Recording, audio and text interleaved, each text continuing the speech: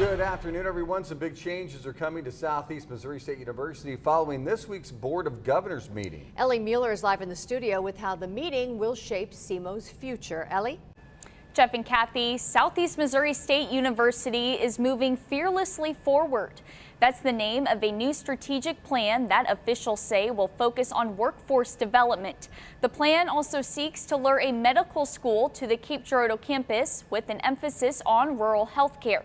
SEMO also plans to expand the number of reduced credit hour degree programs. Officials say that means students will graduate with less debt and enter the workforce faster. Now, Ellie, we know the Board of Governors also approved an operating budget for the university. What can you tell us about that? Kathy, it is a $160 million spending plan for the next fiscal year, which came with some setbacks for some of the university's workers. The budget cuts nearly $13 million and eliminates 20 full-time jobs. That's about 2% of the nearly 900 full-time jobs on campus. Officials say the budget pass did nearly create a $2.5 million surplus, which the university plans to hold on to until next year. Officials say early signs from Jefferson City indicate Missouri lawmakers plan to make more cuts to education next year.